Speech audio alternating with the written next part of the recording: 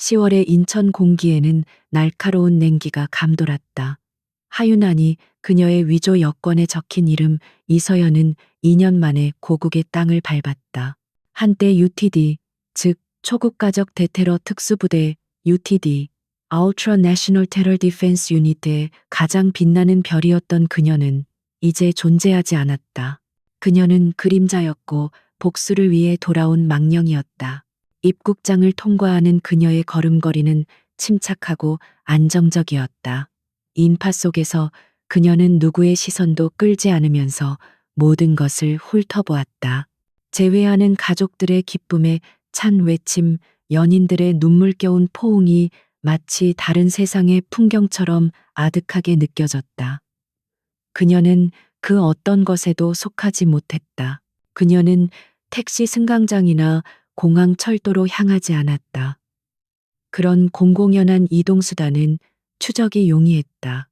대신 그녀는 시내버스를 타고 2번을 갈아탔으며 지하철로 환승해 일부러 몇 개의 역을 지나쳤다. 모든 움직임은 잠재적인 미행을 따돌리고 전자적 흔적을 지우기 위해 치밀하게 계산된 행동이었다. 그녀가 선택한 은신처는 서울의 구석진 곳 영등포의 낡은 철공소와 쪽방촌이 뒤섞인 후미진 골목이었다. 익명의 브로커를 통해 구한 작은 월세방은 쇠 냄새와 축축한 곰팡이 냄새가 배어 있었다.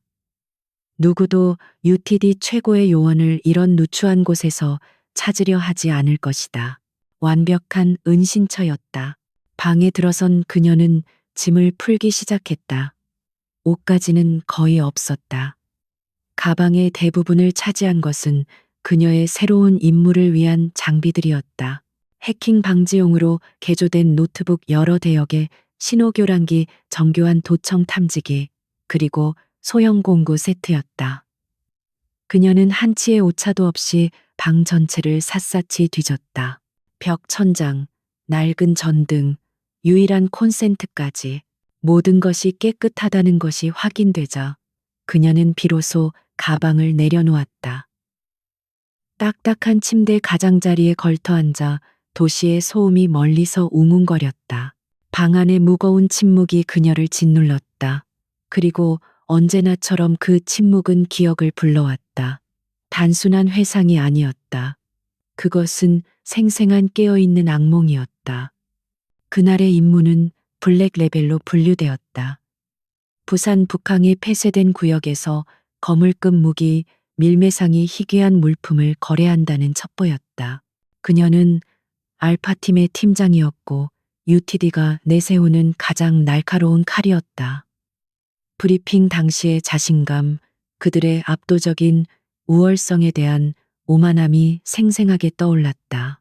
그들은 컨테이너 미로 속을 유령처럼 파고들었다. 하지만 무언가 잘못되어 있었다. 좌표는 정확했지만 현장은 죽은 듯이 고요했다. 보초병도 인기척도 없었다. 그녀의 훈련된 감각이 함정이라고 비명을 질렀다. 그녀는 팀원들에게 정지 신호를 보내고 단독으로 정찰에 나섰다. 그리고 그녀는 그를 보았다. 무기 밀매상이 아니었다. 박시우 키보드 하나로 세상을 바꿀 수 있다고 믿었던 그녀의 연인 탐사보도 전문 기자. 그는 무릎이 꿇린 채 손이 묶여 있었다. 멍든 얼굴에도 불구하고 그의 눈은 익숙한 고집스러운 불꽃으로 타오르고 있었다. 그의 앞에는 항만의 오물과 어울리지 않는 완벽한 맞춤 정장을 입은 남자가 서 있었다. 강민혁, 당시만 해도 그는 떠오르는 정치 신예 개혁을 외치는 유력한 대선 후보였다. 하지만 부두의 거친 조명 아래 드러난 그의 얼굴은 냉혹하고 무감각했다. TV에서 보이던 카리스마는 찾아볼 수 없었다. 강민혁은 손목 시계를 확인하더니 짧게 고개를 끄덕였다. 그림자 속에서 또 다른 남자가 나타났다. 나중에야 알게 된 이지스 다이나믹스의 대표 최병모. 그는 소음기가 달린 권총을 들어 망설임 없이 시우의 머리를 겨눴다. 안 돼. 그녀의 목에서 터져 나온 절규는 훈련된 요원의 것이 아니었다. 그것은 수천 번의 훈련으로도 억누를 수 없는 한 여자의 본능적인 외침이었다. 그 소리에 시우가 고개를 들었다. 어둠 속에서 두 사람의 시선이 마주쳤다. 그의 눈에는 두려움이 아니었다. 경고였다. 이지스. 함정이야. 그 순간 세상이 폭발했다. 총구의 불꽃이 사방에서 특히 그녀의 뒤쪽에서 터져 나왔다. 그녀의 팀원들이었다. 그들은 강민혁이 아닌 그녀가 있는 방향을 향해 사격하고 있었다. 이것은 임무가 아니었다. 숙청이었다. 그리고 그녀가 바로 그 표적이었다. 그녀는 본능적으로 움직였다. 아드레날린이 혈관을 타고 폭주했다. 그녀는 빗발치는 총알을 무시하고 오직 시우를 향해 몸을 날렸다. 최병무가 방아쇠를 당긴 것은 바로 그때였다. 총알은 그녀의 몸에 부딪혀 빗나갔고 그녀는 방탄복을 입은 몸으로 시우를 덮쳤다. 그는 아직 숨을 쉬고 있었다. 지훈아, 도망쳐. 그가 숨을 몰아쉬며 그녀를 밀어냈다. 그녀는 그를 끌고 엄폐물을 찾으려 했지만 화력은 너무나 거셌다. 그때 자신의 팀원 중 하나가 그림자 속에서 다가오는 것이 보였다. 익숙한 실루엣 그녀의 부침장이었다. 그는 총을 쏘지 않았다. 그저 다가와서 총을 거꾸로 들었다. 그의 개머리판이 그녀의 헬멧 뒤쪽을 정확하고 강력하게 가격했다. 시야가 산산조각 났다. 그녀의 뺨에와 닿는 시우의 피가 따뜻하고 축축했다. 그것이 그녀의 마지막 감각이었다. 눈을 떴을 때 코를 찌르는 것은 소독약 냄새와 심장 모니터의 규칙적인 신호음이었다. 블라디보스토크의 허름한 호텔 방이었다. 침대 옆에는 현금 다발과 가짜 여권, 그리고 작은 TV가 놓여 있었다. 화면에는 그녀의 얼굴이 반복해서 나오고 있었다. UTD 탈영병 하윤 부산항 테러 및 박시우 기자 살해 혐의로 수배. 그들은 그녀를 완벽하게 이용했다. 도시 반대편에서 터져 수십 명의 민간인을 죽인 진짜 폭탄은 그녀의 생체 인식 코드로 격발되었다. 무기 밀매상 이야기는 거짓이었다. 그녀의 팀원들은 그녀를 막다가 전사한 영웅으로 기록되었다. 그리고 시우는 테러 공모자로 체포 과정에서 사살된 것으로 처리되었다. 완벽하게 봉인된 거짓말이었다. 기억이 물러가자 익숙한 얼음장 같은 냉정함이 돌아왔다. 지우는 자리에서 일어났다. 노트북을 조립하자 화면에 비친 그녀의 얼굴은 헬쑥했고 머리카락은 눈에 띄지 않는 갈색으로 염색되어 있었다. 너무 많은 것을 목격한 눈동자만이 형형하게 빛났다. 슬픔은 위장 속의 단단한 돌처럼 자리 잡았지만 분노는 정교하게 벼려진 칼날이 되었다. 그녀는 방 안에 낡은 텔레비전을 켰다. 그리고 그가 나왔다. 강민혁, 지지율이 치솟고 있었다. 그는 유세 현장에서 청렴안보 그리고 대한민국의 새로운 시대를 약속하며 열변을 토하고 있었다. 그는 그녀의 삶과 명예 그리고 그녀가 사랑했던 유일한 사람을 앗아간 남자였다. 새로운 시대 지훈이 깜박이는 화면을 향해 속삭였다. 그녀의 목소리는 갈라져 있었다. 그래, 네가 끝나는 시대. 그들은 그녀를 사냥하도록 훈련시켰다. 살아남도록 훈련시켰다. 최고가 되도록 훈련시켰다. 하지만 그들은 자신들이 만든 최고의 무기가 돌아와 그들의 심장을 겨눌 날은 미처 준비하지 못했다. 그녀의 손가락이 키보드 위를 빠르게 움직이며 몇 겹의 암호화된 네트워크를 통과했다. 그녀는 UTD 시절 단 한 사람과 공유했던 데드드롭 서버에 접속했다. 배신이 있기 훨씬 전에 관료주의의 환멸을 느끼고 군을 떠났던 유일한 동료, 김진태. 메시지는 간단했다. 유령이 귀환했다. 도움이 필요하다. 전송 완료라는 작은 확인 메시지가 그녀의 전쟁의 첫 번째 총성이었다. 그녀는 노트북을 덮고 떼 묻은 창밖으로 무심하게 펼쳐진 도시를 내려다보았다. 긴 밤이 될 것이다. 긴 전쟁이 될 것이다. 하지만 하유는 인내심이 강했다. 그녀는 사냥꾼이었다. 그리고 마침내 사냥감이 시야에 들어왔다. 응답은 24시간이 지나서야 왔다.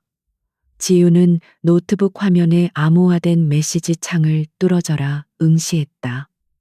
오래된 놀이터, 정오. 짧고 간결한 메시지, 김진태다운 방식이었다. 그는 UTD 시절에도 말이 많은 편이 아니었지만 그녀가 유일하게 등을 맡길 수 있는 동료였다. 그는 2년 전 그 사고가 있기 몇 달 전에 환멸을 느끼고 군을 떠났다. 다음 날 정오지우는 아이들의 웃음소리가 간간히 들려오는 낡은 주택가의 놀이터에 도착했다. 변두리에 위치한 그곳은 시간의 흐름이 멈춘 듯했다.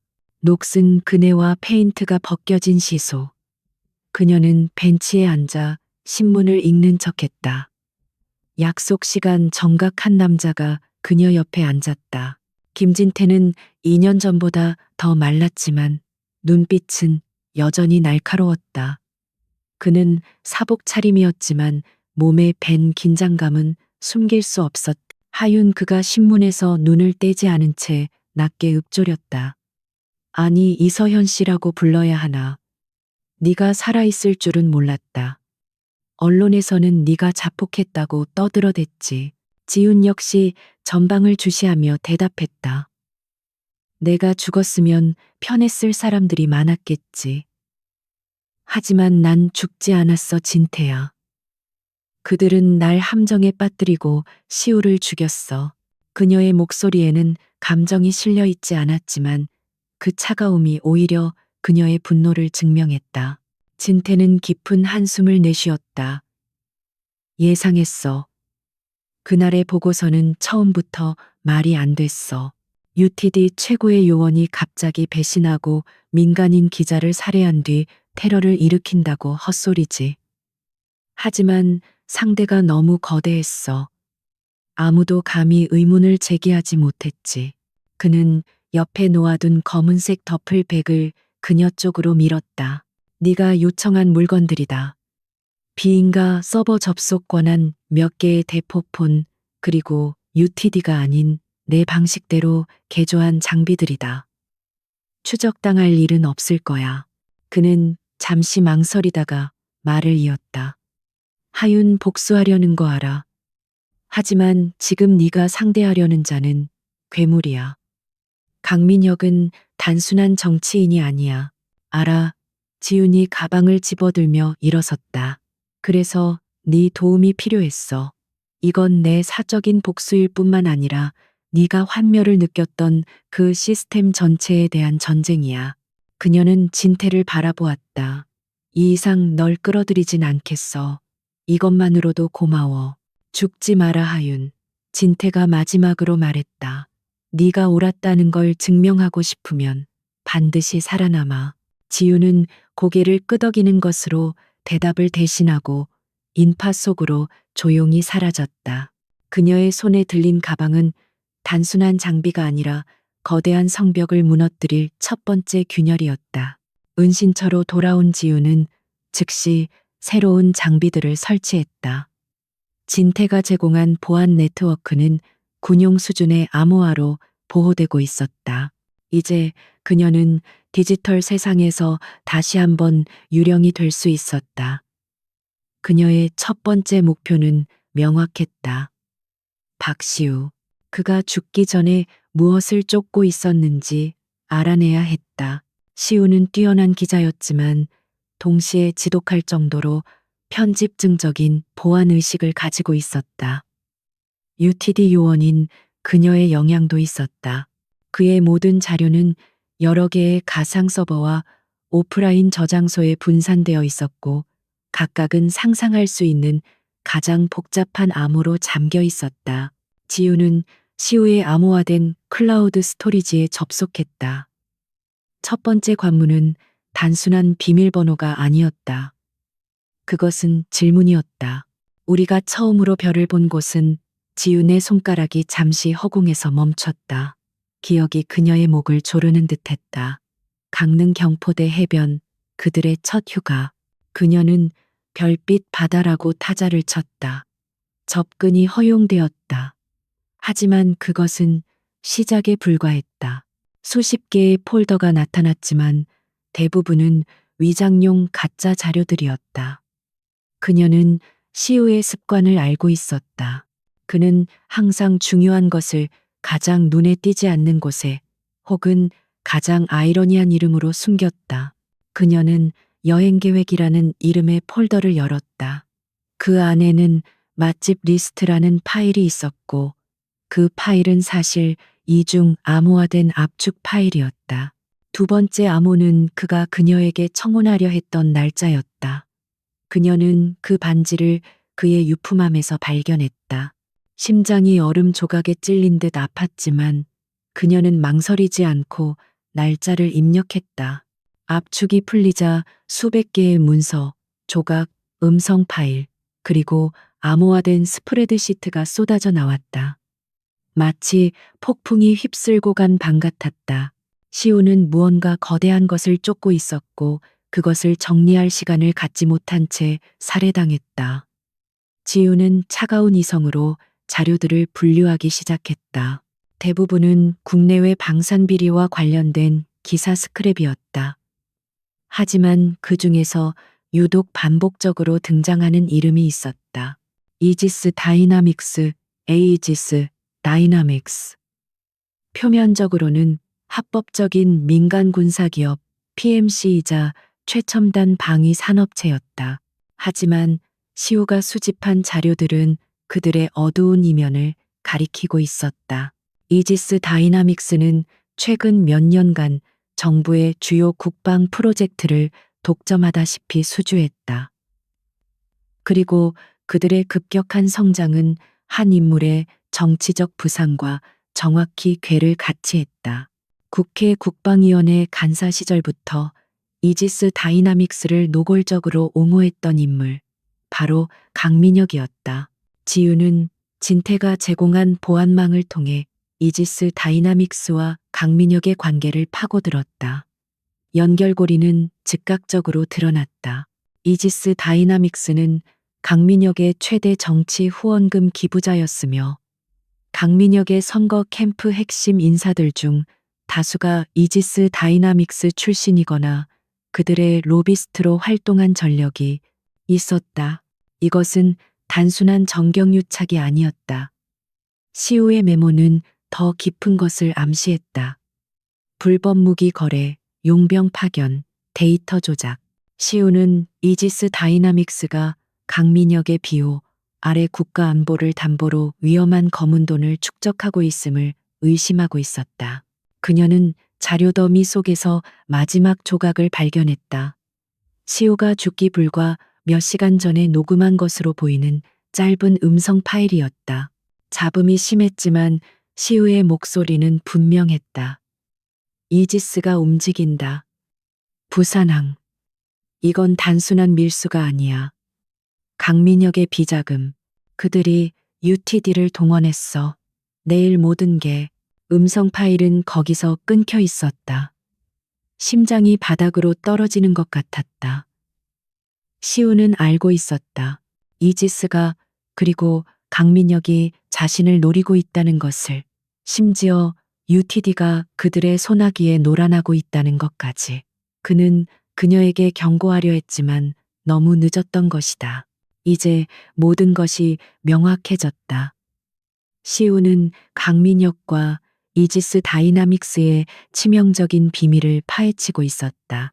그들은 시우를 제거해야 했고 동시에 UTD 내부의 불안 요소였던 그녀까지 한꺼번에 처리할 계획을 세웠다.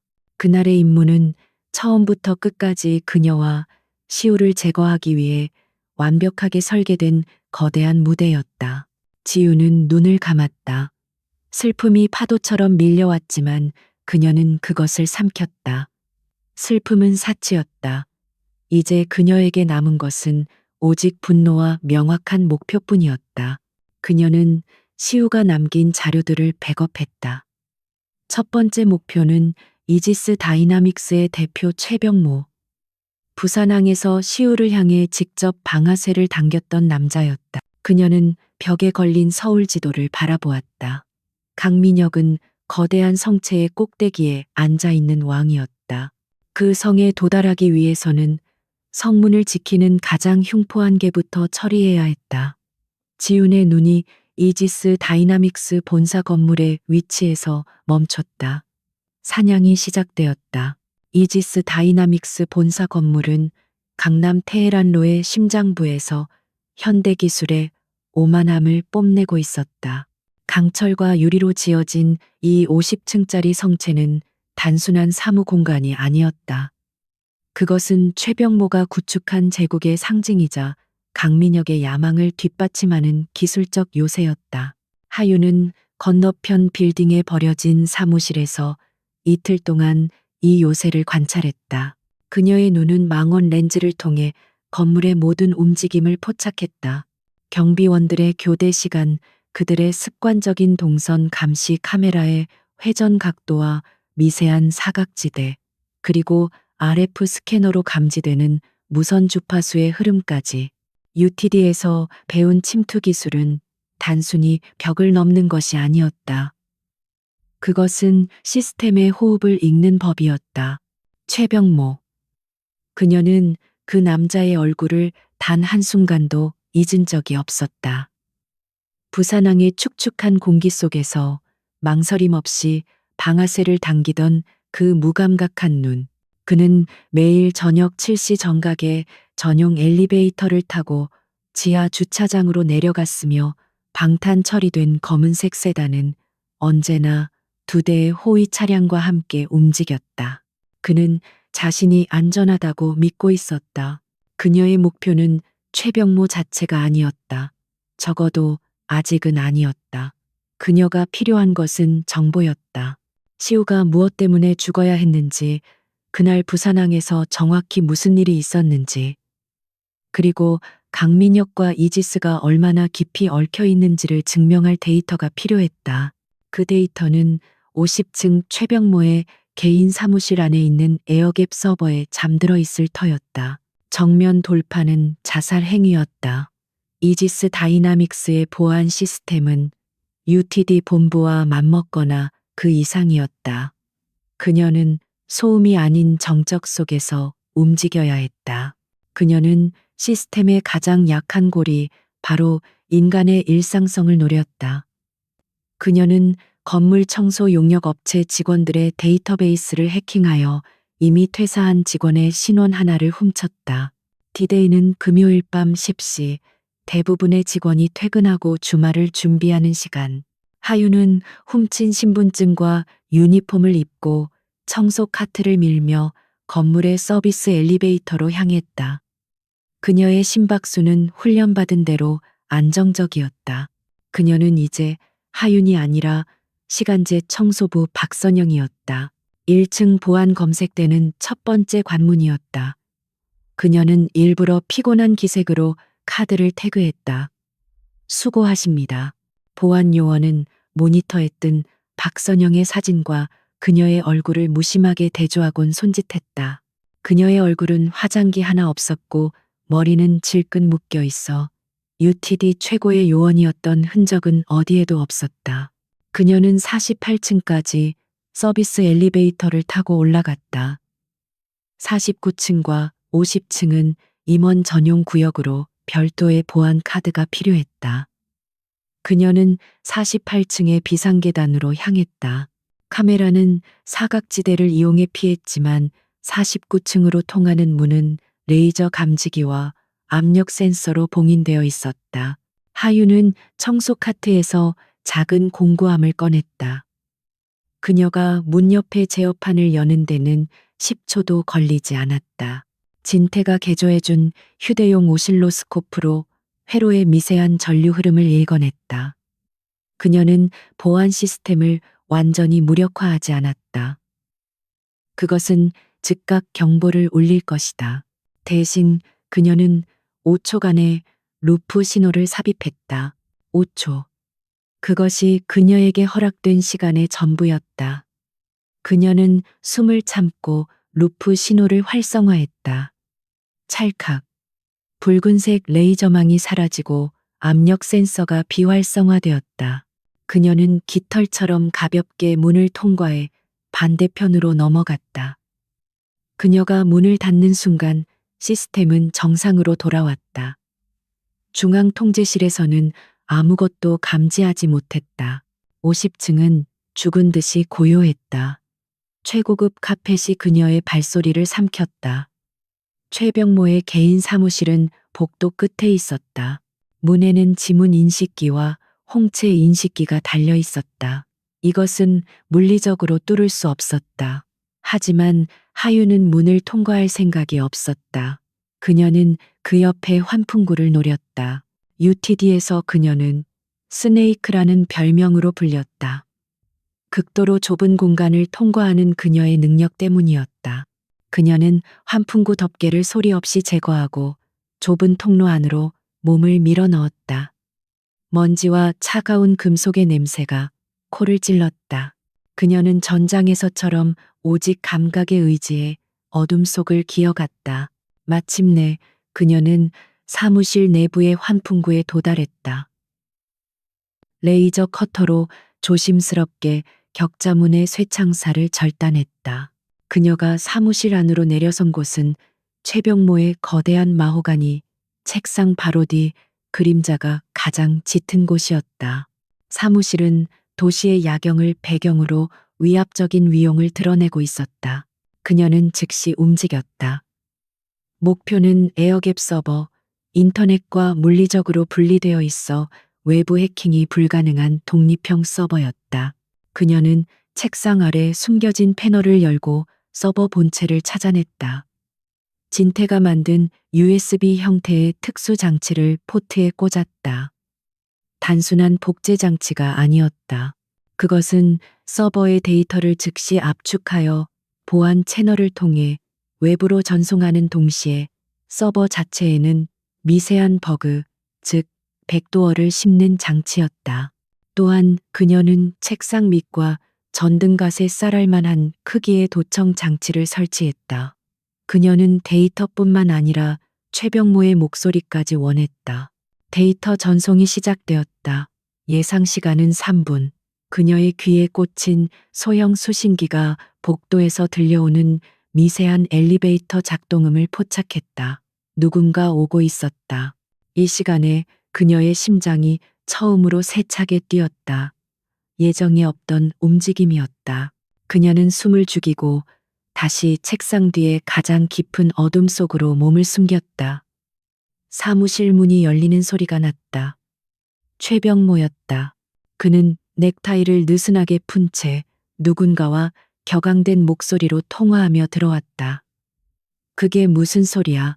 강 의원님이 직접 처리하라고 한 일 아니었나? 최병모는 술 냄새를 풍기며 책상 앞 소파에 몸을 던졌다. 부산항의 그년, 하윤, 그년이 아직 살아있을지도 모른다고 확실히 처리한 것 아니었어. 그는 신경질적으로 위스키 병을 집어들었다. 하윤은 숨조차 쉴 수 없었다. USB에 작은 파란 불빛이 깜박이고 있었다. 1분 남았다. 아니 시체는 못 찾았지. 폭발이 너무 거대했으니까. 하지만 러시아 쪽에서 흔적이 잡혔다고 젠장 최병모는 욕설을 내뱉으며 잔을 벽난로에 던져버렸다. 유리가 깨지는 날카로운 소리가 사무실을 울렸다. 그는 전화를 끊고 거칠게 머리를 쓸어 넘겼다.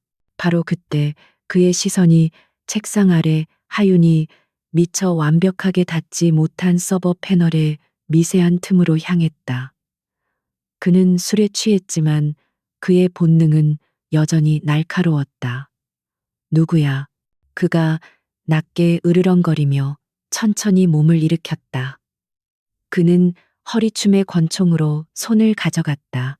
USB의 불빛이 녹색으로 바뀌었다. 전송 완료. 하유는 선택의 여지가 없었다. 그녀는 최병모가 총을 뽑기 0.5초 전에 어둠 속에서 튀어나왔다. 그녀의 목표는 최병모가 아니었다. 그녀는 책상 위에 무거운 크리스탈 지구본을 집어들어 사무실의 거대한 통유리창을 향해 전력으로 던졌다. 쩌렁하는 굉음과 함께 강화 유리의 거미줄 같은 균열이 생겼다. 50층의 기압 차이로 인해 귀를 찢는 듯한 바람 소리가 터져 나왔다. 최병무가 본능적으로 귀를 막고 비틀거리는 사이 하유는 그가 들어왔던 문을 향해 몸을 날렸다. 그녀는 그와 싸울 생각이 없었다. 아직은 때가 아니었다.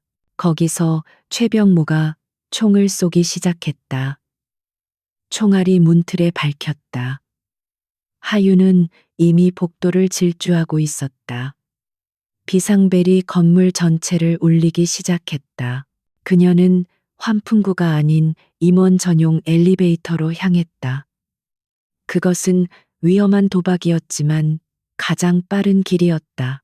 그녀는 엘리베이터 제어판을 뜯어내고 강제로 비상 하강 모드를 작동시켰다. 문이 닫히는 순간 복도 끝에서 달려오는 보안 요원들의 모습이 보였다. 엘리베이터가 1층을 향해 무섭게 추락하는 동안 그녀는 청소부 유니폼을 벗어 던졌다. 그 안에는 검은색 특수 작전복이 있었다. 1층 로비는 아수라장이었다. 그녀는 엘리베이터가 완전히 멈추기 전에 천장의 비상 탈출구를 통해 빠져나와 엘리베이터 위로 올라갔다. 그녀는 로비가 아닌 지하 주차장으로 통하는 환기 통로를 통해 마지막 탈출을 감행했다. 뒤에서는 총성과 고함 소리가 뒤엉켜 들려왔다. 10분 후 하유는 은신처에서 2블록 떨어진 하수구를 통해 지상으로 나왔다. 흠뻑 젖은 생쥐꼴이었지만 그녀의 손에는 전송받은 데이터를 담은 소형 드라이브가 굳게 쥐어져 있었다. 그녀는 멀리서 이지스 건물을 바라보았다. 건물 전체가 불을 밝히고 경보를 울리고 있었다. 그녀는 자신의 능력이 녹슬지 않았음을 확인했다. 하지만 동시에 적의 자원과 경계심이 상상 이상이라는 것도 깨달았다. 최병모는 이제 그녀가 살아있음을 확신할 것이다. 조용한 전쟁은 끝났다. 이제부터는 전면전이었다. 그녀는 차가운 밤 공기 속으로 몸을 숨겼다. 손에 쥔 데이터는 다음 단계로 나아갈 열쇠였다. 하유는 젖은 작전복을 벗어 던지고 낡은 담요로 몸을 감쌌다. 추위가 뼛속까지 스며들었지만 그녀는 그것을 느낄 겨를이 없었다. 그녀의 모든 신경은 손에 쥔 작은 데이터 드라이브에 집중되어 있었다. 지옥의 문을 열고 나온 전리품. 그녀는 즉시 진태가 제공한 보안 노트북에 드라이브를 연결하고 몇 겹의 가상 머신을 통해 데이터를 열었다. 이지스의 보안은 UTD의 것만큼이나 견고했다. 데이터는 군용 등급의 다중 암호화 레이어로 보호받고 있었다. 하유는 자신이 아는 모든 해킹 기술과 UTD 시절 배운 군사 암호 해독 프로토콜을 총동원했다. 시간은 잉크가 물에 번지듯 흘러갔다. 그녀의 손가락이 키보드 위에서 춤을 췄고 화면에는 의미 없는 문자열이 폭포수처럼 쏟아졌다. 몇 시간의 사투 끝에 첫 번째 방화벽이 무너졌다. 그녀 앞에 드러난 것은 단순한 기업 내부 자료가 아니었다. 그것은 검은 장부였다. 유령 회사들을 통한 불법 무기 거래 내역 분쟁 지역으로의 용병 파견 계약서, 그리고 천문학적인 액수의 자금이 흘러들어간 스위스 은행 계좌 번호들이었다. 그녀는 이지스 다이나믹스가 강민혁의 최대 후원자라는 것을 이미 알고 있었다. 하지만 이 장부는 그 관계가 단순한 후원이 아님을 증명했다. 무기 거래로 벌어들인 검은 돈의 상당 부분이 여러 단계의 세탁을 거쳐 강민혁의 대선 캠페인 비자금으로 흘러 들어가고 있었다. 최병모는 강민혁의 자금줄이자 그의 더러운 손이었다. 그녀는 계속해서 더 깊은 곳을 파고들었다. 마침내 RS 프로젝트 A를 라는 이름에 숨겨진 폴더를 발견했다. 아무는 시우가 살해당한 날짜였다. 그녀의 심장이 얼어붙었다. 파일이 열리자 그녀의 세상이 무너져 내렸다. 그것은 2년 전 바로 그날의 작전 계획서였다. 그 계획서는 UTD에서 브리핑받은 것과 완전히 달랐다. RS 프로젝트의 진짜 내용은 북한의 불량 무기를 제3국 분쟁 지역에 판매하는 대규모 밀거래였다. UTD에 전달된 부산항 무기 밀매상 정보는 이지스 다이나 덤미스가 의도적으로 흘린 정교하게 조작된 가짜 첩보였다. 그들은 UTD 특히 하윤의 알파팀을 그 가짜 임무에 묶어두어야 했다. 왜 UTD는 대한민국 최고의 대테러 부대였고 하윤은 그 중에서도 최고였다. 만약 그녀가 진짜 밀거래 현장 근처에 있었다면 그녀의 감각이 이상 징후를 포착했을 것이기 때문이었다. 그들은 최고의 사냥개를 엉뚱한 산으로 보낸 것이다. 그리고 가장 잔인한 진실이 드러났다. 시우는 가짜 임무가 아닌 진짜 밀거래 현장을 추적하고 있었다. 그는 강민혁과 이지스의 관계를 눈치채고 그들의 가장 큰 거래 현장을 덮치려 했던 것이다. 그는 그곳에서 강민혁과 최병모가 직접 거래를 지휘하는 장면을 목격하고 촬영했다. 폴더 안에는 음성 파일이 하나 있었다. 최병모의 사무실에서 녹음된 것으로 보였다. 최병모와 강민혁의 목소리였다.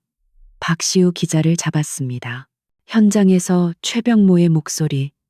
잠시 침묵이 흐른 뒤 강민혁의 차가운 목소리가 이어졌다. 증거는 그가 뭘 가지고 있지 모든 걸 찍은 것 같습니다. 의원님, 그리고 그는 하윤 요원의 연인입니다. 또다시 침묵, 그리고 강민혁의 최종 결정이 떨어졌다. 완벽하군. 두 마리 새를 한 번에 잡을 기회야. 박시우는 처리해. 그리고 하윤의 임무를 실패로 만들어. 모든 증거를 그녀에게 덤터기 씌워. 그녀가 연인을 구하기 위해 부대를 배신하고 테러를 일으킨 걸로. 하윤은 숨을 쉴 수 없었다. 그녀의 팀원들. 그들은 그녀를 쏜 것이 아니었다. 그들은 명령을 따랐을 뿐이다. 이지스는 UTD 사령부 최고위층까지 매수했거나 혹은 그들에게도 거짓 정보를 주어 하윤이 배신자라고 믿게 만들었다. 그녀가 시우를 향해 달려갔을 때 그것은 배신의 증거로 완벽하게 맞아떨어졌다. 그녀의 임무는 처음부터 그녀를 제거하기 위한 무대였다. 시우의 죽음은 우발적인 사고가 아니라 계획의 일부였다. 그녀의 명예, 그녀의 동료들, 그리고 그녀의 사랑. 강민혁은 이 모든 것을 자신의 대권 가도를 위해 제물로 바쳤다.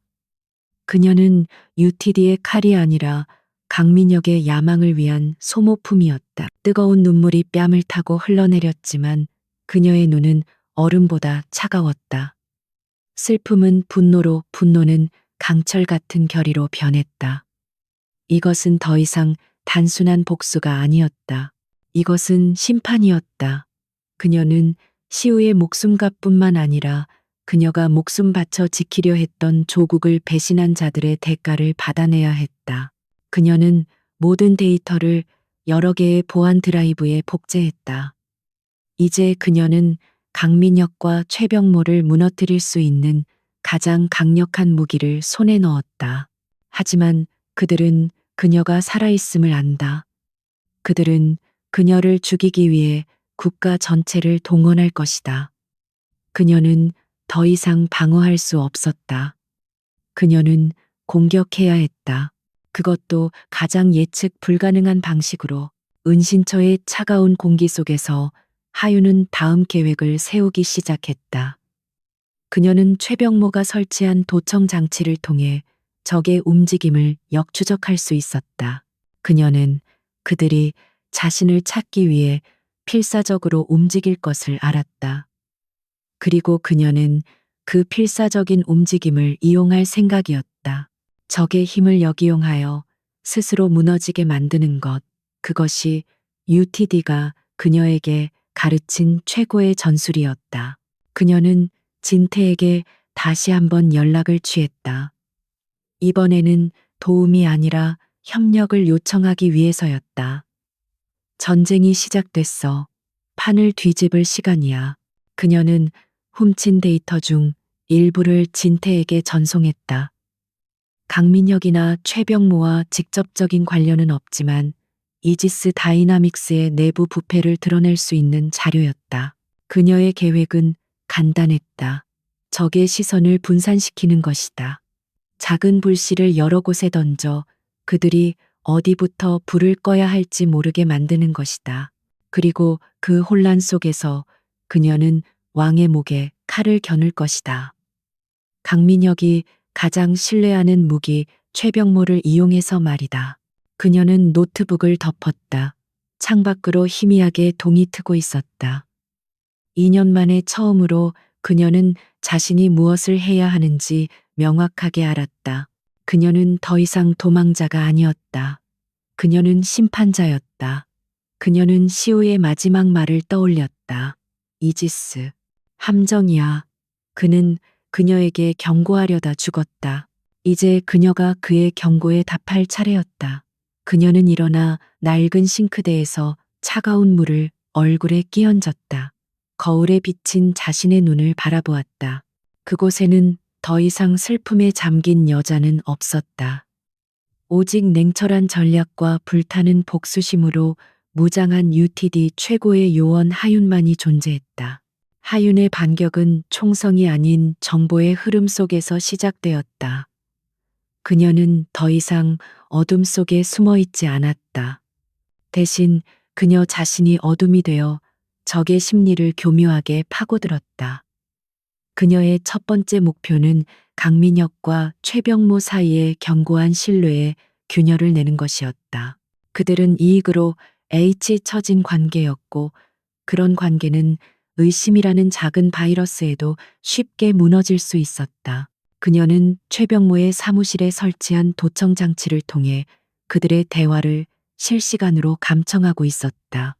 이지스 본사 침투 이후 최병모는 극도로 예민해져 있었다.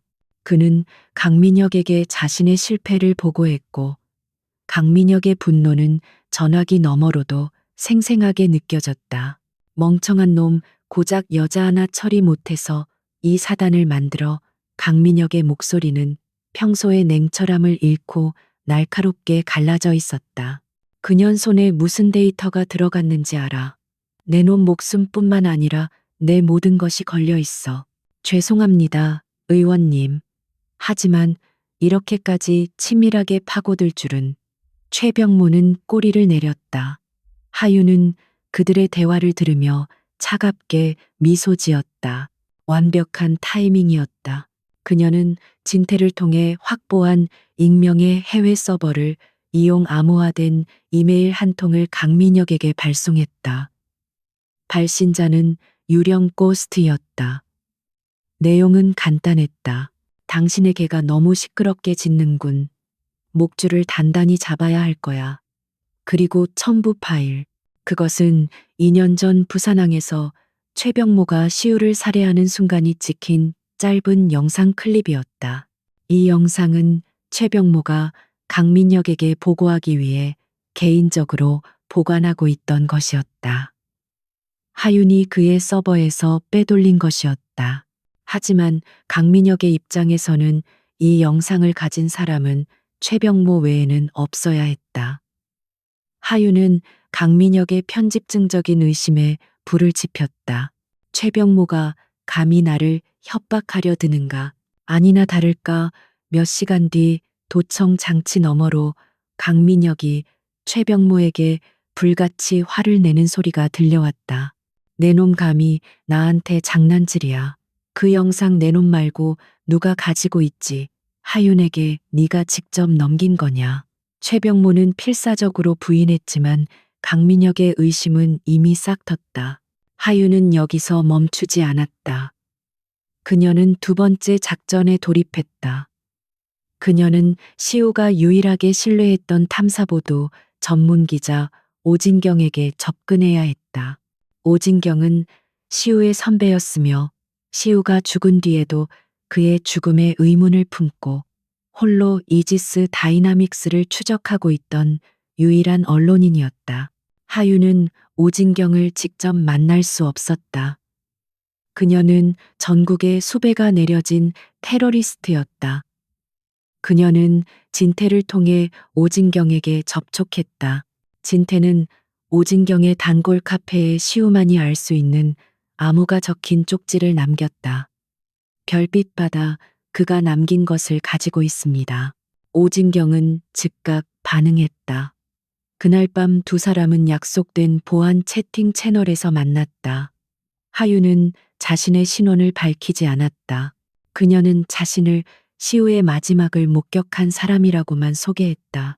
그리고 그녀는 오진경에게 데이터를 넘겼다. 하지만 모든 것을 넘기진 않았다. 그녀는 강민혁과 시우의 죽음이 직접적으로 연결된 핵심 증거는 숨겼다. 그것은 그녀의 마지막 카드였다. 대신 그녀는 이지스 다이나믹스의 불법 무기, 거래 내역과 용병 파견 계약서, 즉 RS 프로젝트의 일부만을 넘겼다. 이것만으로도 이지스 다이나믹스를 무너뜨릴 수 있습니다. 오진경의 타자 소리가 흥분으로 떨렸다. 하지만 박 기자를 죽인 범인은 누굽니까? 강민혁이 배우입니까? 증거가 부족합니다. 하윤은 거짓말을 했다. 지금 강민혁을 건드리면 당신도 시우처럼 사라질 겁니다. 우선 최병모와 이지스 다이나믹스부터 쳐야 합니다. 뱀의 머리를 자르기 전에 그 둥지부터 불태워야 합니다. 오진경은 하윤의 전략에 동의했다. 그녀는 즉시 자료 분석에 착수했다. 하윤은 이제 두 개의 전선을 만들었다. 내부에서는 강민혁과 최병모가 서로를 의심하며 무너지기 시작했고, 외부에서는 오진경이라는 예리한 카리이지스 다이나믹스의 심장을 향해 날아가고 있었다. 하윤의 심리전은 계속되었다. 그녀는 이지스의 내부 통신망에 다시 한번 침투했다. 이번에는 데이터를 훔치기 위해서가 아니었다. 그녀는 최병모가 강민혁의 비자금을 관리하는 스위스 은행 계좌의 거래 내역 중 일부를 조작했다. 마치 최병모가 거액의 돈을 빼돌린 것처럼 보이게 만들었다. 동시에 그녀는 최병모의 개인 이메일을 해킹하여 강민혁의 경쟁 상대인 야당 대표에게 마치 거래를 제안하는 듯한 가짜 이메일을 발송했다. 모든 흔적은 교묘하게 조작되어 최병모가 강민혁을 배신하고 새로운 줄을 찾으려는 것처럼 보이게 만들었다. 혼란은 즉각적이었다. 최병모는 자신이 하지도 않은 일로 인해 사방에서 압박을 받기 시작했다. 강민혁은 이제 최병모를 단순한 부하가 아닌 자신을 물어뜯으려는 미친 개로 보기 시작했다. 그는 최병모의 모든 통신을 도청하고 그의 움직임을 감시하기 시작했다. 그들이 하윤에게 했던 짓을 이제 그들 스스로가 서로에게 하고 있었다. 며칠 후 오진경의 첫 번째 보도가 터져 나왔다. 이지스 다이나믹스 중동 분쟁, 지역 불법 무기 수출 및 용병 파견 의혹. 기사는 대한민국을 발칵 뒤집어 놓았다. 이지스 다이나믹스의 주가는 폭락했고 검찰은 마지못해 특별수사팀을 꾸렸다. 최병모는 궁지에 몰렸다. 그는 오진경에게 자료를 넘긴 것이 하윤이라는 것을 직감했다. 하지만 동시에 강민혁의 압박이 그를 더욱 미치게 만들었다. 강민혁은 최병모가 일부러 정보를 흘려 자신의 비자금 문제를 덮으려 한다고 의심했다. 하윤은 이 모든 혼란을 은신처에서 냉정하게 지켜보고 있었다. 그녀가 설치한 도청 장치에서는 이제 애원과 협박이 아닌 노골적인 살이가 오가고 있었다. 네가 다 망쳤어. 최병모 강민혁이 포효했다. 이제 와서 야당에 붙어먹으려고 내가 널 어떻게 키웠는데 넌 내 손에서 못 벗어나. 의원님 오해입니다. 그년이 하윤이 꾸민 짓입니다. 저를 믿으셔야 합니다. 최병모의 목소리는 절박했다. 믿어 널 믿었던 내 죄가 크지. 이 사태 네가 책임지고 수습해. 만약 불똥이 나에게 하나라도 튄다면 넌 박시우처럼 되는 게 아냐. 그보다 더 끔찍하게 사라질 거다. 강민혁의 목소리는 살얼음판처럼 차가웠다. 전화가 끊겼다. 최병모는 사무실에서 광란에 빠진 맹수처럼 울부짖었다. 그는 모든 것을 잃게 생겼다. 그의 제국, 그의 돈, 그리고 그의 목숨까지. 그에게 남은 선택지는 많지 않았다. 하윤을 잡아 강민혁에게 바치거나 아니면 강민혁이 자신을 처리하기 전에 먼저 움직이거나. 하윤은 노트북을 덮었다. 그녀가 원했던 그림이 정확하게 완성되고 있었다. 두 마리의 독사는 이제 서로의 꼬리를 물기 시작했다. 그들은 서로를 파괴하느라 진짜 위협이 어디에 있는지 잊어버렸다. 이제 마지막 무대를 준비할 시간이었다. 하윤은 자신이 숨겨두었던 마지막 데이터, 즉 강민혁이 시우의 살해를 직접 승인하는 음성 파일이 담긴 드라이브를 꺼냈다. 이것은 최병모를 향한 미끼이자 강민혁을 끌어낼 초대장이었다. 그녀는 사냥감이 스스로 덫으로 걸어 들어오도록 만들 것이다. 그녀는 마지막 결전의 장소를 정했다. 그들이 모든 것을 시작했던 곳, 부산항이었다. 최병모는 지옥의 문턱에 서 있었다. 오진경 기자의 보도 이후 이지스 다이나믹스는 검찰의 압수수색을 받았고 주가는 휴지 조각이 되었다. 하지만 그것은 표면적인 문제에 불과했다. 진짜 위협은 그를 버리기로 결심한 주인 강민혁이었다. 강민혁은 모든 책임을 최병모에게 떠넘기고 꼬리 자르기를 시도하고 있었다. 그의 사무실에 남아있는 마지막 보안 회선으로 메시지가 도착했다. 발신자 유령, 네가 살 길은 하나뿐이다. 강민혁이 내 목을 조르기 전에 그가 박시우의 살해를 지시한 원본 음성 파일을 확보해 그걸로 거래를 해. 메시지는 만날 장소와 시간을 명시하고 있었다. 부산항 2년 전 그 자리였다. 최병모에게는 선택의 여지가 없었다. 이것은 하윤이 파놓은 함정일 수도 있었지만 동시에 강민혁의 소나기에서 벗어날 유일한 동아줄일 수도 있었다. 그는 강민혁에게 연락했다. 하윤이 미끼를 물었습니다. 원본 데이터를 가지고 부산항에서 만나자고 합니다. 제가 직접 처리하고 모든 증거를 회수하겠습니다. 강민혁의 목소리는 차가웠다. 좋아. 마지막 기회다, 최병모. 이번에도 실패하면 네가 어떻게 되는지 알지. 강민혁은 전화를 끊었지만 최병모는 알 수 없었다. 강민혁이 그를 믿지 않고 그와 하윤을 동시에 청소하기 위해 별도의 팀을 부산항으로 보냈다는 사실을. 하지만 하윤은 그것까지 예측하고 있었다. 부산항 제7부두. 2년 전 하윤의 삶이 산산조각 났던 바로 그 장소. 그날처럼 차가운 밤비가 쏟아지고 있었다. 하윤은 거대한 겐트리 크레인의 가장 높은 곳, 어둠과 비에 몸을 숨긴 채 아래를 내려다보고 있었다. 그녀의 호흡은 빗소리와 하나가 되었고 심장은 강철처럼 차갑게 식어 있었다. 오늘은 그녀의 개인적인 복수가 끝나는 날이었다. 약속 시간 정각 검은색 방탄 SUV 세대가 부두로 들어섰다. 최병모가 내렸다. 그는 방탄조끼를 입고 있었고 그를 호위하는 6명의 이지스 다이나믹스 최정예 용병들이 신속하게 사주 경계를 펼쳤다. 그들은 UTD 출신은 아니었지만 분쟁 지역에서 잔뼈가 굵은 자들이었다. 그들은 하윤을 사냥하러 왔지만 이미 그녀의 사냥터에 들어와 있었다. 나와라, 하윤. 네가 원하는 게 이거잖아. 최병모가 빗속을 향해 고함을 질렀다. 그는 자신의 목소리가 두려움으로 떨리고 있다는 것을 애써 감추려 했다. 대답은 없었다. 오직 거대한 컨테이너 미로 사이를 찢는 바람 소리뿐이었다. 용병들이 2인 1조로 나뉘어 수색을 시작했다. 그들은 훈련받은 대로 움직였지만 그들의 교본을 쓴 것은 하윤과 그녀의 동료들이었다. 첫 번째 조가 컨테이너 모퉁이를 도는 순간 그림자가 그들을 덮쳤다.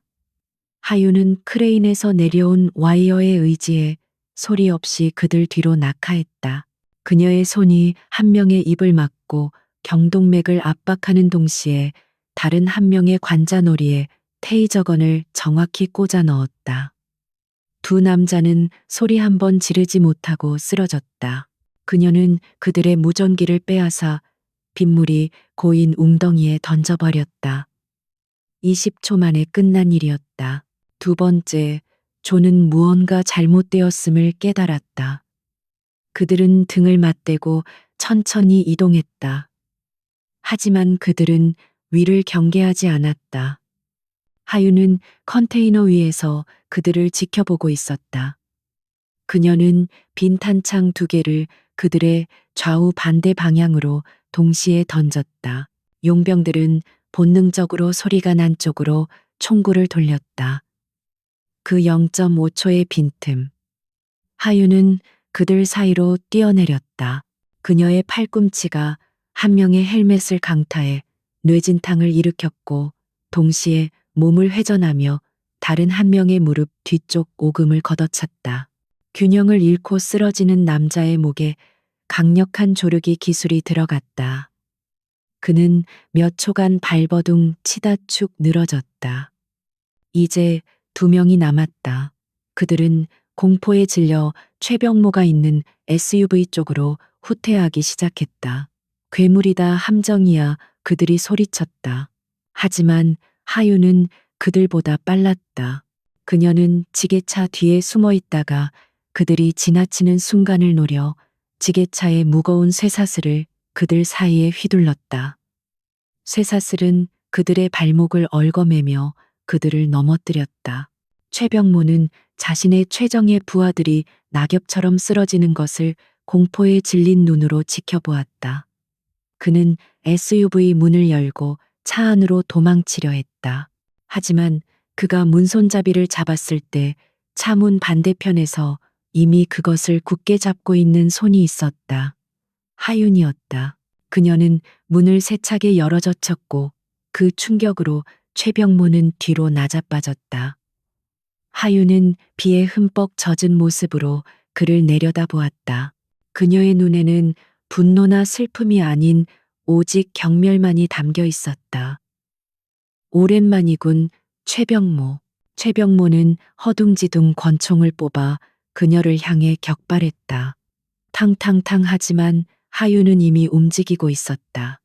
그녀는 총알보다 빠르게 그의 안쪽으로 파고들었다. 그녀의 손이 그의 총을 쥔 손목을 꺾었다. 뼈가 부러지는 고통스러운 소리와 함께 최병모가 비명을 질렀다. 총이 바닥에 떨어졌다. 내 놈은. 최병모가 다른 손으로 주먹을 날렸지만 하윤은 가볍게 피하며 그의 명치를 정확하게 가격했다. 숨이 막힌 그가 컥컥거리는 동안 하윤은 그의 양쪽 어깨를 잡아 탈골시켰다. 최병모는 무력하게 무릎을 꿇었다. 모든 전투 기술이 무용지물이 되었다. 2년 전 넌 내게서 모든 것을 빼앗아 갔지. 하윤이 그의 멱살을 잡고 컨테이너 벽으로 밀어붙였다. 그녀의 다른 손에는 작은 녹음기가 들려 있었다. 시우는 왜 죽였지? 내 입으로 직접 말해. 헉, 강민혁의 명령이었다.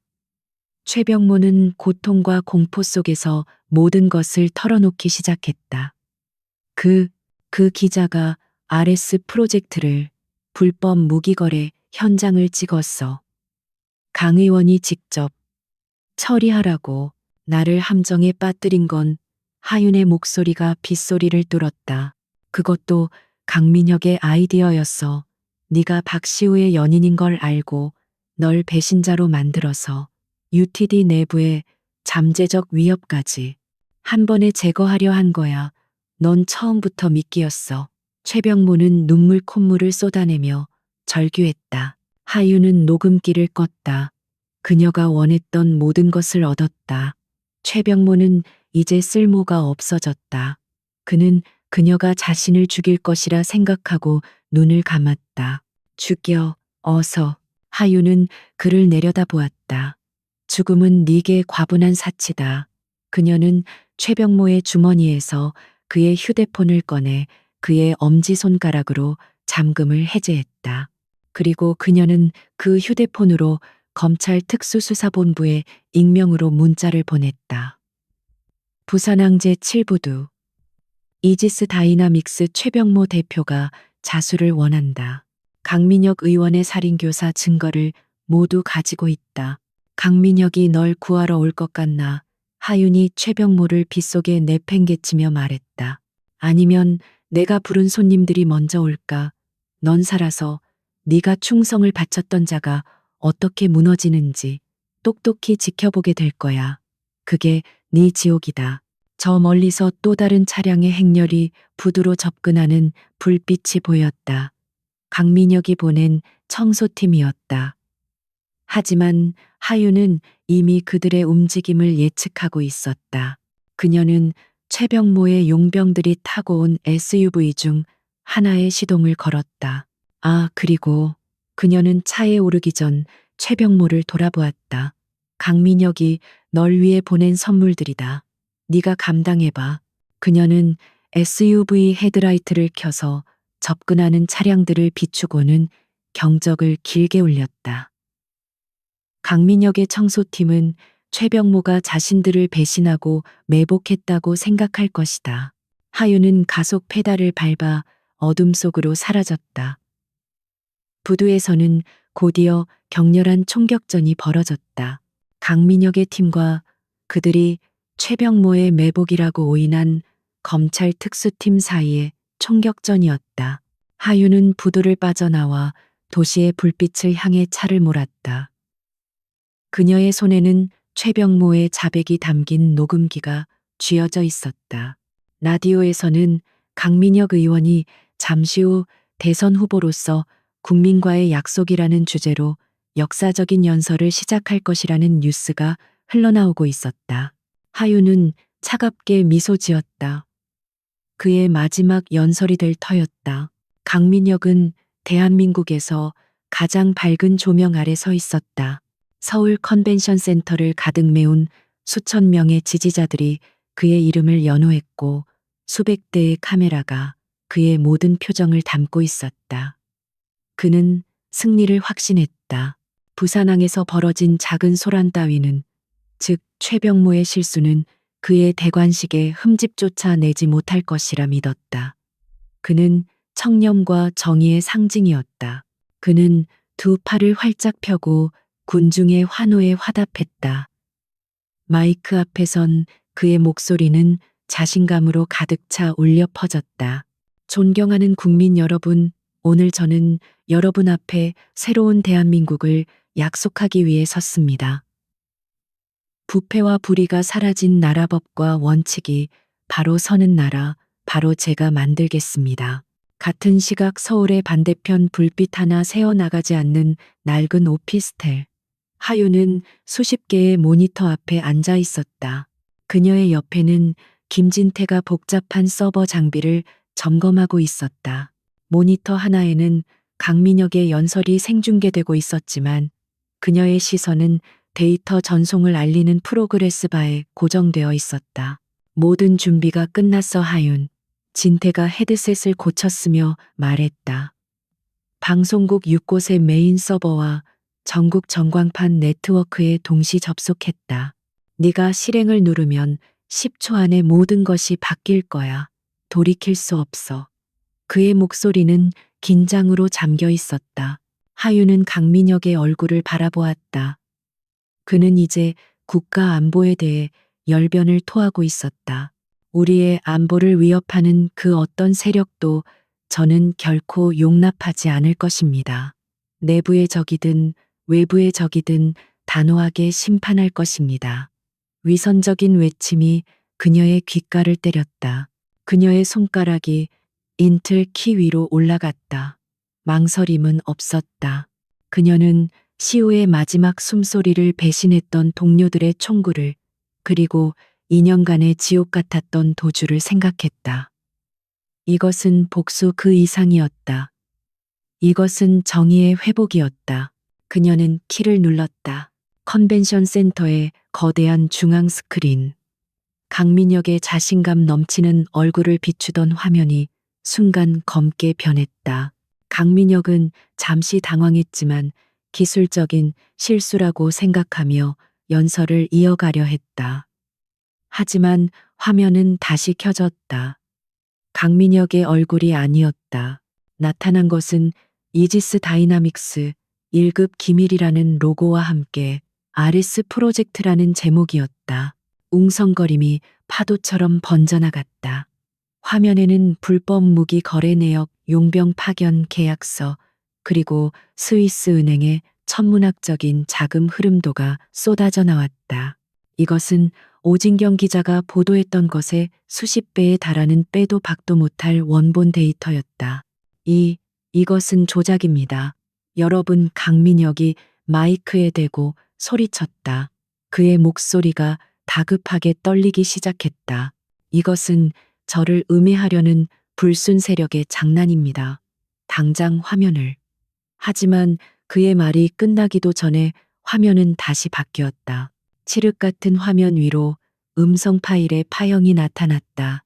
그리고 끔찍한 비명과 함께 빗속에서 절규하는 최병모의 목소리가 컨벤션 센터 전체를 울렸다. 강민혁의 명령이었다. 그 기자가 현장을 찍었어. 강 의원이 직접 처리하라고. 군중은 얼어붙었다. 기자들은 미친 듯이 카메라 플래시를 터뜨렸다. 최병모의 자백은 2년 전 부산항의 진실을 남김없이 폭로했다. 박시우 기자의 살해, 그리고 UTD 하윤 요원에게 모든 죄를 뒤집어 씌운 그들의 추악한 음모까지도. 강민혁은 유령이라도 본 듯 새하얗게 질린 얼굴로 뒷걸음질 쳤다. 아닙니다. 거짓말입니다. 저건 최병모가. 그는 필사적으로 부인했다. 바로 그때 음성 파일의 마지막 하이라이트가 재생되었다. 그것은 최병모의 목소리가 아니었다. 너무나도 익숙한 냉철하고 오만한 바로 강민혁 자신의 목소리였다. 처리해.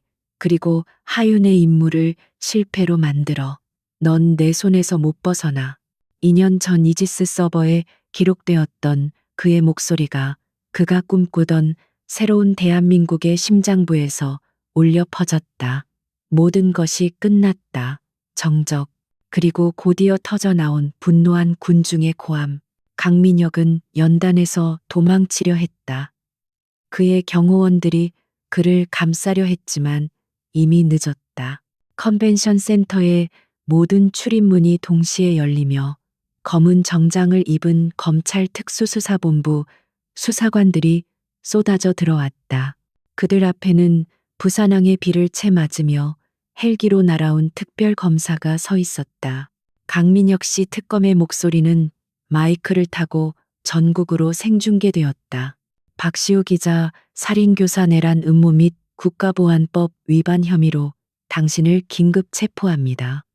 수갑이 그의 손목에 채워지는 순간 대한민국 정치사에서 가장 화려했던 후보는 가장 추악한 범죄자로 전락했다. 하윤은 모니터 속에서 수갑을 찬 채 끌려나가는 강민혁의 마지막 모습을 무표정하게 바라보았다. 그녀의 눈에서는 눈물이 흐르지 않았다. 환호도 없었다. 오직 거대한 폭풍이 지나간 뒤의 공허한 정적만이 그녀를 감쌌다. 끝났어. 그녀가 나지막이 속삭였다. 진태가 그녀의 어깨에 손을 얹었다. 그래, 끝났어, 하윤. 네가 이겼어. 하윤은 천천히 눈을 감았다.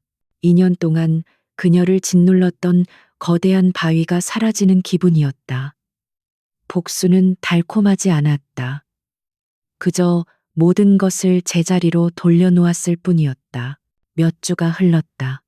대한민국은 강민혁 게이트로 연일 시끄러웠다. 강민혁과 최병모는 물론 이지스와 유착했던 UTD 내부의 배신자들까지 모두 법의 심판을 받았다. 그리고 테러리스트 하윤은 모든 혐의를 벗고 국가 영웅으로 재조명되었다. 언론은 그녀를 찾으려 혈안이 되었지만 그녀는 이미 연기처럼 사라진 후였다. 바람이 차가운 어느 늦가을 오후, 하윤은 한적한 추모 공원을 찾았다. 그녀는 박시호의 작은 묘비 앞에 섰다. 그녀는 국화꽃 한 다발과 신문 한 부를 내려놓았다. 일면 헤드라인은 강민혁, 최병모, 종신형 확정이라는 글자로 채워져 있었다. 늦어서 미안해, 시우 씨. 그녀가 묘비를 부드럽게 쓰다듬었다. 이제 편히 쉬어. 그녀의 목소리는 담담했지만 그 안에는 깊은 슬픔과 마침내 찾아온 평화가 공존했다. 그녀는 그곳에 한참을 서서 그와 함께했던 짧지만 행복했던 시간들을 떠올렸다. 정리는 다 됐나? 어느새 김진태가 그녀의 뒤에 와서 있었다. 그는 작은 봉투 하나를 내밀었다. 그 안에는 새로운 신분증과 비행기표, 그리고 새로운 이름이 적힌 여권이 들어있었다. 정부는 내게 훈장과 연금을 주겠다고 하지만 네가 받을 것 같진 않아서. 하윤은 여권을 받아들었다. 이서현, 그녀가 한국에 돌아올 때 썼던 가짜 이름. 이제는 그것이 그녀의 진짜 이름이 되었다. 고마워, 진태야. 모든 것에 대해 이제 어쩔 거지? 진태가 물었다. 그의 눈에는 걱정과 존경심이 담겨 있었다. UTD로 돌아올 생각은 없나? 모두가 널 기다리고 있는데. 하윤은 고개를 저었다. 그녀는 멀리 붉게 물든 가을 하늘을 바라보았다. 모르겠어. 하지만 더 이상 유령으로 살진 않을 거야. 2년 동안 난 복수만을 위해 살았어. 이제부터는 하윤으로, 아니 이서연으로 사는 법을 찾아야지. 그녀는 마지막으로 시우의 묘비를 돌아보고는 망설임 없이 공원을 나섰다. 진태는 그녀가 완전히 사라질 때까지 그 자리에 서 있었다. 며칠 후 인천공항. 수많은 인파 속으로 평범한 갈색 코트를 입은 한 여자가 여행 가방을 끌며 천천히 걸어 들어갔다. 그녀는 더 이상 UTD의 그림자도 쫓기는 도망자도 아니었다. 그녀는 그저 새로운 내일을 향해 첫걸음을 내딛는 한 사람이었다.